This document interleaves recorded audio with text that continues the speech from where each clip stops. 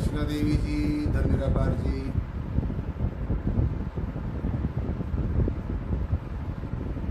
आओ सासंग जी, आज की ज्ञान चर्चा शुरू करते हैं। इससे पहले कि आज का जो विचार है वो शुरू किया जाए, पहले सदगुरु भगवान के पावन श्री चरणों में चलेंगे और उनसे इजाज़त लेंगे कि हे सदगुरु, आज की जो ज्ञान चर्चा सुनने का आपने हमें सौभाग्य प्राप्त हुआ है, तो इसके लिए हम आपका बहुत बहुत धन्यवाद करते हैं। और हमें आज की ज्ञान चर्चा सुनने और सुनाने की जो है सामर्थ्य बख्शो। ऐसी भावनाओं के साथ ही होकर सदगुरु भगवान के पावन श्री चरणों में सासंग जी चलेंगे। बोलो सदगुरु भगवान की जय। आदि गुरु नमस्कार निराकार, श्री सतगुरु चरण योत प्रोत परवेश, एक अनेक विस्तार रब नमस्कार, बूटा चरण घट घट में परवेश। धन धन मेरे सतगुरु पूर्ण गुरु महताब, बार बार करूं वंदना नमस्कार हर बार, बार बार करूं वंदना नमस्कार हर बार। आप न आते जगत में जल मरता संसार, जग तारण को आ गए मेरे पूर्ण गुरु महताब, जग तारण को आ गए लक्ष्मण सिंह महाराज, जग तारण को आ गए सतगुरु प्रियतम।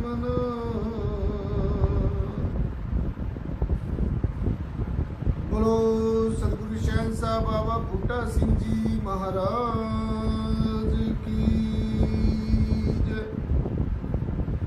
सतगुरु शहंशाह बाबा बूटा सिंह जी महाराज की जय।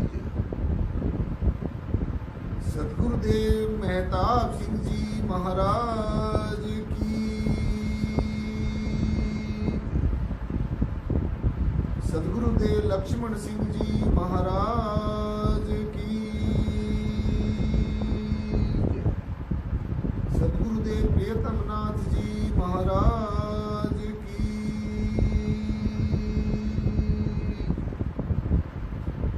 बोलो सर्व संत समाज की। सासंग जी बड़े प्यार और सत्कार के साथ बोलना जी, धन निराकार जी। सुहाओ सासंग जी, आज की जो ज्ञान चर्चा का जो शुभारंभ है वो करेंगे। और आज हम चर्चा करेंगे सासंग जी कि जितने भी जीव के अंदर, इंसान के अंदर संशय है, संदेह है, सांसारिक बंधन है, रिश्ते नातों से जो लगाव है, जो मोह पास है, सो इनसे छुटकारा अगर पाना हो तो क्या किया जाए, किसके पास जाया जाए, किस पूजा पद्धति को अपनाया जाए, किस धर्म गुरु की बात को माना जाए, कैसे विचारधारा वाले इंसान की बात को माना जाए और क्या ना किया जाए, क्या किया जाए। सुवाद सासंग जी आज का जो विषय है वो यही रहेगा। और आप सब ने पूरी तवज्जो के साथ, पूरे ध्यान के साथ आज की ज्ञान चर्चा को सुनना है, क्योंकि ज़्यादातर जो प्रैक्टिकली रूप से देखने में आता है, जो व्यवहारिक रूप से देखने में आता है सासंग जी, वो यही आता है। आप भी कभी अपना आलंकन करके देखना, अपना जो है आत्म मंथन करके देखना, आत्म चिंतन करके देखना, तो आपके अंदर भी ये चीज़ें बहुत मिलेगी जो मैं आपको बता रहा हूँ। तो ये किसी एक इंसान की बात नहीं है। This type of situation is prevailing everywhere. ये ऐसे से हालात जो हैं साथ संगत जी, सब जगह ये ऐसे से हालात बने हुए हैं। सो इसलिए ये क्या किया जाए, कैसे किया जाए, आज यही बात पर चर्चा करेंगे। सो ज्यादातर प्रैक्टिकली रूप से यही देखने को मिलता है साथ संगत जी कि जो ज्यादातर देखने को यही मिलता है कि ज्यादातर लोगों के अंदर कोई ना कोई संशय, कोई ना कोई डाउट, कोई ना कोई संदेह, कोई ना कोई संसारिक बंधन, और कहीं ना कहीं जो रिश्ते हैं, नाते हैं, सगे हैं, संबंधी हैं, उनके साथ में कहीं ना कहीं लगाव है। और मोह पाश में आज का जो जीव है, आज का क्या, हर समय में ही ये जीव इन्हीं भावनाओं में फंसा रहा, इन्हीं इच्छाओं में, वासनाओं में, तृष्णाओं में, ऐसनाओं में, इन्हीं में ये उलझा रहा। हर एक जन्म में ऐसा ही होता रहा।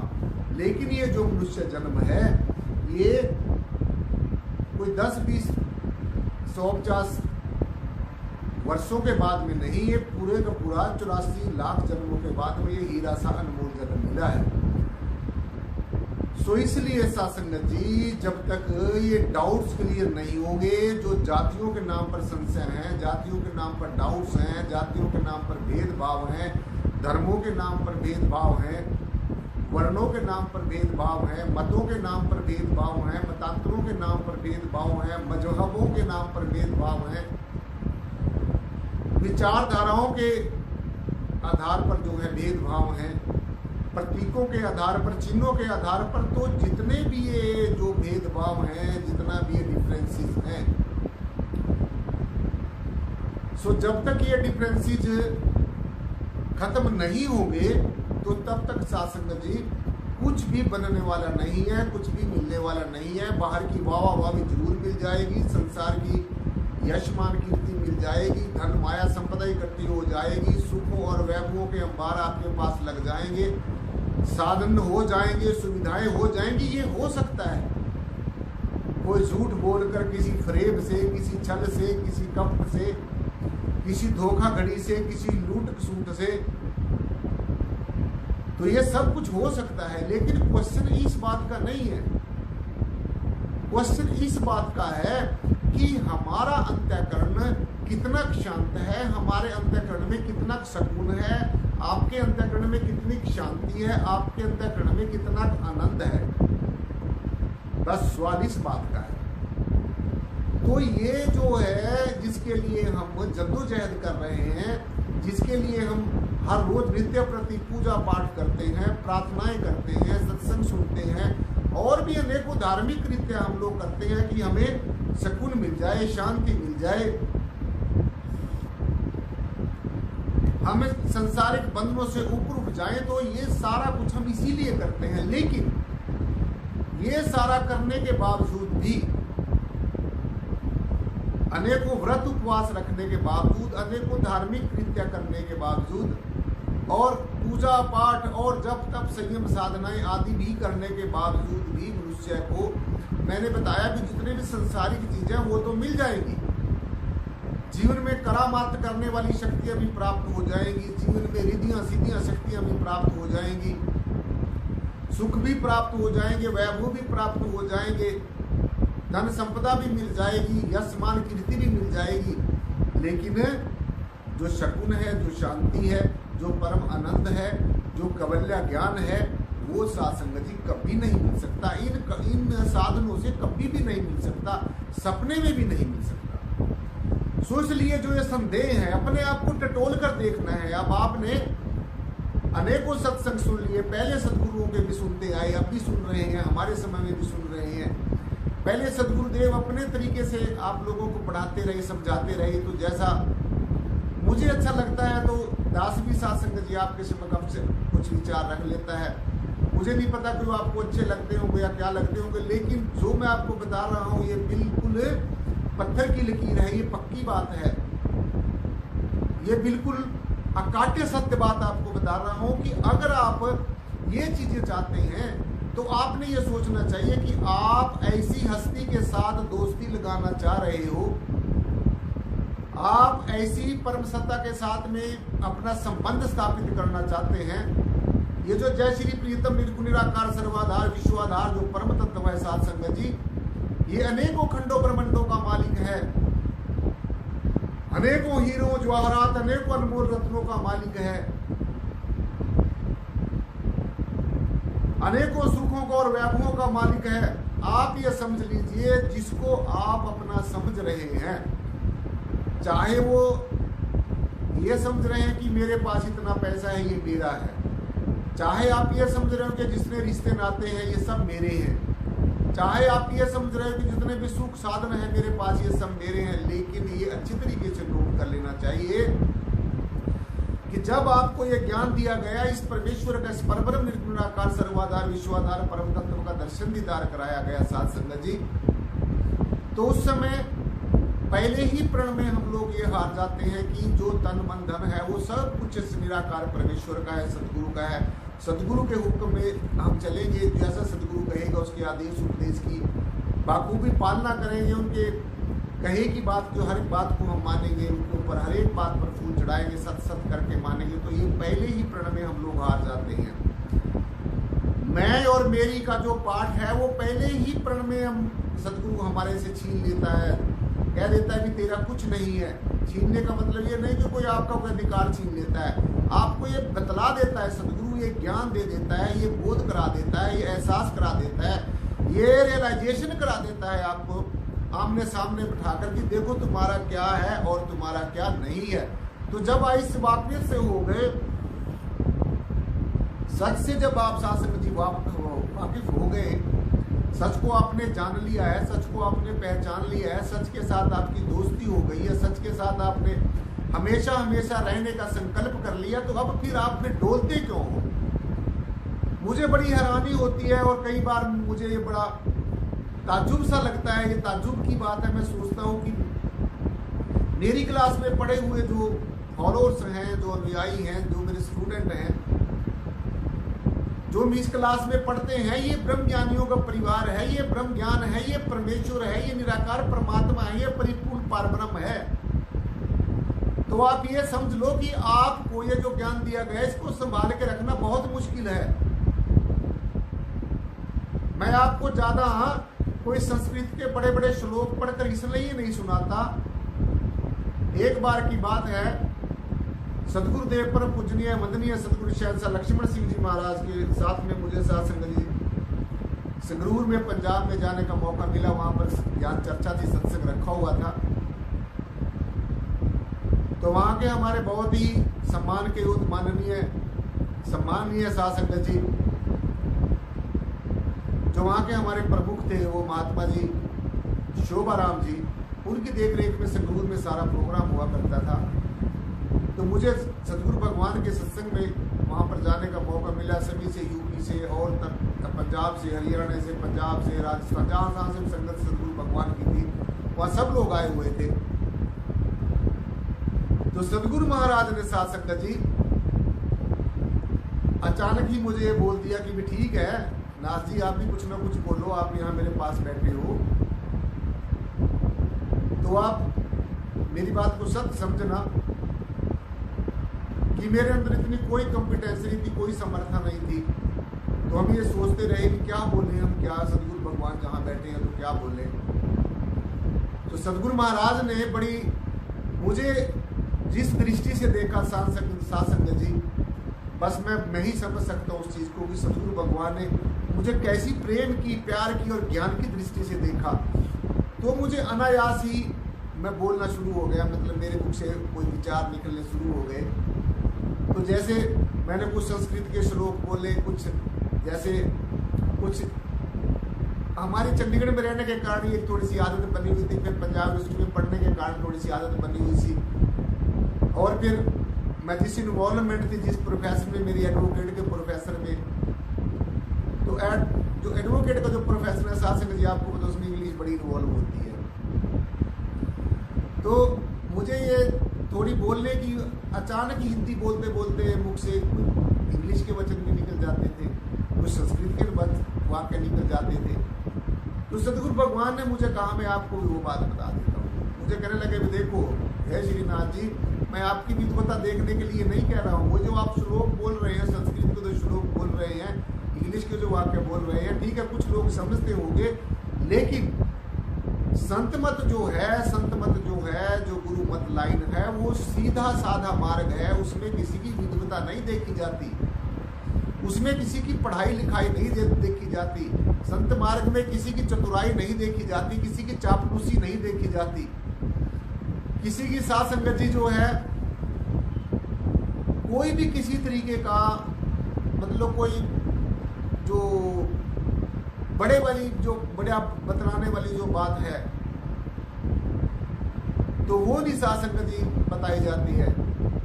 इसलिए सत्संग में और संत मत में जो सत्संग होता है, गुरु जी मुझे लिखने में बिल्कुल सीधी सादी आम बात, जिसको अनपढ़ से अनपढ़ इंसान भी समझ लेता है। तो शासक जी फिर सदगुरु भगवान के समक्ष हमने वंदना की है, सदगुरुदेव आप ही मेरे ऊपर ऐसी कृपा करो, दया करो कि मेरी ऐसी आदत बन जाए कि मैं सीधी सादी बात करूं, सीधा साधा करूं, ये विद्वता की तरफ मेरा ध्यान ही ना जाए। सो उस दिन से सदगुरु महाराज ने मुझे कहा ठीक है। तो हमने जब सदगुरु भगवान की तरफ देखा भी हम क्या बोले, तो गुरु महाराज लगे मुझे कहने भैया सदगुरु भगवान के ऊपर ही कुछ ना कुछ बोलो, कुछ विचार करो। तो सासंग जी हमने गुरु की महिमा के ऊपर, गुरु की गरिमा के ऊपर, सदगुरु भगवान की जो इतना ऊंचा स्थान है, जो ब्रह्म से, विष्णु से, शिव से और इस यूनिवर्स के अंदर अनेकों दिव्य शक्तियां विद्यमान है, सबसे श्रेष्ठ है। तो सदगुरु भगवान ने दास ने जो बोला सत्संग जी, सदगुरु भगवान ने मेरी पीठ को थपथपाया भी ठीक है, बढ़िया है, कामयाब हो जाओगे। तो कहने का मतलब सदगुरु हर एक तरीके की परीक्षा लेता है और सबके सामने लेता है। आप लोगों को तो थोड़ा सा किसी के सामने कुछ कह दिया गया तो मुंह फुला लेते हैं, अरे मेरी सारी क्लास के सामने बेइज्जती कर दी। कई मैंने ऐसे मेरी क्लास में ऐसे लोग भी थे, अब मैं उनको महापुरुष तो क्या कहूँगा, कि महापुरुष तो बहुत बड़ी बात होती है। ऐसे लोग थे साथ में जिसको हमने थोड़ा सा मामूली सा कुछ कह दिया तो आज उनकी शक्ल भी देखने को नहीं मिलती। तो क्या ज्ञान हुआ भाई ये? क्या सदगुरु शहंशाह ने हमें ऐसा व्यवहार करने के लिए बोला था? क्या उन्होंने ऐसी वाणी बोलने के लिए बोला था? तो इसलिए सदगुरु भगवान को पूरा अधिकार होता है अपने अनुयायी को ठीक राह पे चलाने के लिए। जो शासन में मेरी इच्छा होती है कि मैं बिल्कुल सिंपल से सिंपल बात करूं, ताकि वो एक अनपढ़ से अनपढ़ इंसान भी समझ जाए। तो इसलिए जो परमेश्वर का दर्शन दीदार होना है, जो परमात्मा का साक्षात्कार होना है, जो परम तत्व से आपने मिलना है, तो आपका जो जिससे आपने मिलना है वो भी तो आपको कुछ आजमा कर देखेगा ना, वो भी तो आपकी परीक्षा करके देखेगा कि जो इतनी जिससे बड़ा कोई है ही नहीं है, इसके साथ आपका जो संबंध स्थापित होना है। इसलिए पहले ही सब कुछ सदगुरु के सामने बैठकर हम हार जाते हैं। तो तुम जितनी भी नखरे करते रहो, तुम जितने भी बातें बनाते रहो, चाहे सदगुरु का विरोध भी करते रहो, चाहे आप सदगुरु भगवान की जितने भी महिमा करते रहो, स्तुति करते रहो, निंदा करते रहो, तो सदगुरु भगवान के ऊपर इन चीजों का कोई फर्क नहीं पड़ता। वो ना स्तुति से खुश होते हैं और ना निंदा से दुखी होते हैं। क्योंकि जो इंसान अपने जीवन में सीधे मार्ग पर चलेगा सासंग जी, और सही मार्ग पर चलेगा, सच्चे मार्ग पर चलेगा, निश्चय ही उसका विरोध होगा। यही संसार के लोग जो अब लोगों जो गुरुओं के पीछे भागे फिरते हैं, उनकी फोटो में उठा के उन्हीं के साथ ही चिपके बैठे हैं, और उनको सासंग जी तरह तरह की जो बातें हैं, उनके मन में तरह तरह के संशय हैं। देखिए जो सदगुरु की फोटो है, सदगुरु का जो स्वरूप है, वो हमारा एक सिंबल ऑफ रिस्पेक्ट हो सकता है, लेकिन उसके साथ ज्यादा बंधना नहीं है, उसके साथ ज्यादा। अब जैसे मैंने ये सदगुरु भगवान का जो पीछे जो स्वरूप लगा हुआ है, ये मैंने इसलिए नहीं करे कि मैं मूर्ति पूज लूं, ऐसी बात नहीं है। ये मैंने इसलिए लगाया कि ये एक तो हमारा जो सिंबल ऑफ रिस्पेक्ट है, सदगुरु लोगों को बताने के लिए, दिखाने के लिए। तो अगर कोई मुझे पूछना चाहे कि आपके साइड में कौन है, तो मैं उनको बता सकता हूँ। कोई पूछे तो इस साइड में कौन है, मैं उसको बड़े स्पष्ट तौर से बता सकता हूँ। तो इसलिए जो जब तक ये संशय नहीं दूर होंगे, संदेह दूर नहीं होंगे, संसारिक बंधनों से, रिश्ते नातों के लगाव से, मोह पास से, त्रिगुणात्मक माया से साथ संगत जी ऊपर नहीं उतर सकते। ये अच्छी तरीके से ये जो बात है, ये पल्ले में गांठ बांध लेनी चाहिए। इसलिए ये नहीं देखना है कि फलां गुरु के पीछे बहुत ज्यादा लोग, उसके अंदर बहुत बड़ी शक्ति होगी, ऐसा नहीं होता। आप पहले सदगुरुओं का, पहले राम जी का, कृष्ण जी का और जितने भी हैं, चाहे वो गुरु रविदास जी हैं, कबीरदास जी हैं, महायोगी गोरक्षनाथ जी हैं, चाहे वो हमारे 10 गुरु साहबान हैं, उनका भी आप जीवन चरित्र पढ़कर देखिए। उस समय जब वो जीवित थे, जब वो शरीर में थे, उन्होंने किसी ने नहीं उनको माना, किसी ने नहीं उनको पहचाना, सब उनका उल्टा विरोध करते रहे, उनके ऊपर तरह तरह का विरोधाभास करते रहे, तरह तरह के जो आरोप प्रत्यारोप लगाते रहे लोग। साथ संगत जी, आज वही उनके संतों महापुरुषों के आज नाम के ऊपर देख ही रहे हैं आप, क्या कुछ हो रहा बताने की जरूरत नहीं है।